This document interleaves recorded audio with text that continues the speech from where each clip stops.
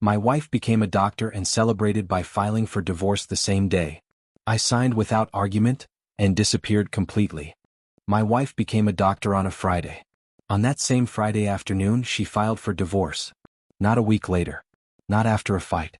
Not after a conversation. The same day she walked across the stage, smiled for photos, hugged her colleagues, and posted captions about dreams coming true.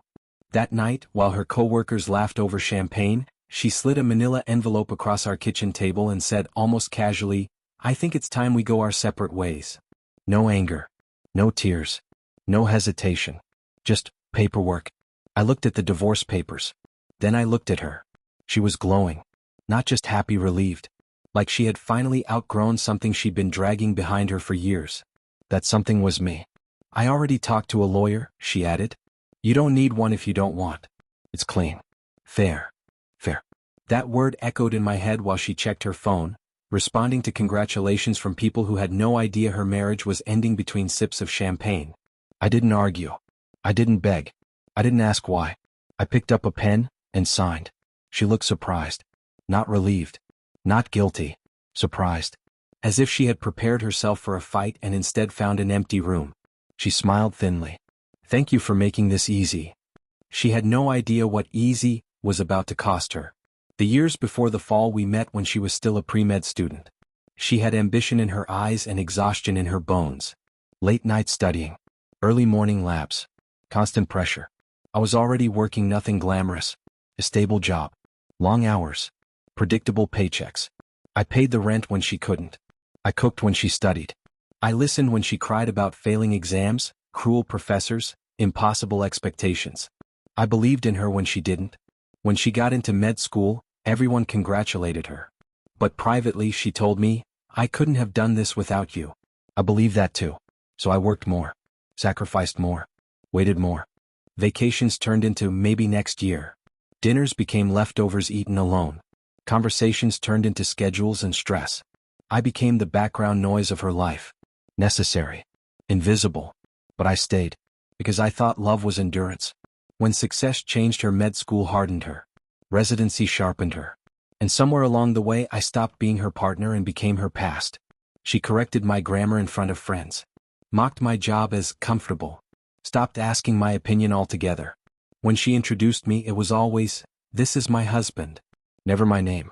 At hospital parties, I stood alone while she bonded with colleagues who spoke her new language, status, prestige, titles. They laughed at jokes I didn't understand. She stopped coming home early. Stopped explaining late nights. Stopped touching me. When I asked if something was wrong, she said, "You're just insecure. This is my career." And I believed her. Until graduation day. The divorce as a celebration that evening, she didn't cry. She didn't apologize. She said she had outgrown the marriage. That she needed someone on her level. That she wanted to experience life fully. I signed the papers. I packed a single suitcase. And I vanished. No goodbye post. No dramatic confrontation. No long explanations. I deleted my social media. Changed my number. Closed the joint accounts. I moved 3 states away. To a city where no one knew my name, or hers. While she laughed, I rebuilt. She posted photos. White coat. Cocktails. Colleagues tagging her with captions like, "Power woman." Goals? "She deserves the world." She laughed. Meanwhile, I slept on a mattress on the floor of a small apartment. I worked quietly. Saved aggressively. Lived simply. For the first time in years, my life didn't revolve around waiting for someone else. I enrolled in night classes. Learned skills I had put off. Started consulting work on the side. No one clapped. No one noticed. And that was the point. The silence that haunted her. 3 months passed. Then 6. She reached out. A text.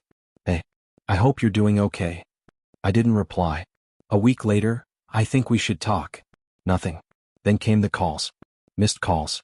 Voicemails. Her tone shifted from polite, to confused, to irritated.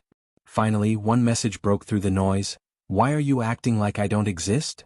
Because that's exactly what she wanted, I thought. When success isn't enough, a year after the divorce, a mutual acquaintance reached out. We talked. He hesitated before telling me the truth. She was miserable. Her colleagues weren't friends. Her relationships were shallow. Her long hours followed her home. The men she dated were impressed by her title, and nothing else. She had everything she worked for. Except peace. Except connection. Except someone who loved her before the success. The day she finally found me 2 years after she filed for divorce, she found my email. She wrote a long message. Apologies. Regrets. Admissions. She said she had confused growth with abandonment. That she didn't realize what she lost until it was gone.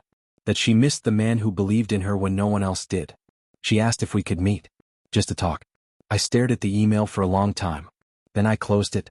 Why I never went back? Because disappearing wasn't revenge. It was self-respect. She didn't leave me because I failed. She left because I stopped fitting the version of herself she wanted to display. And I learned something powerful in that silence. When someone shows you that they can discard you at their highest moment, they will never value you at your lowest.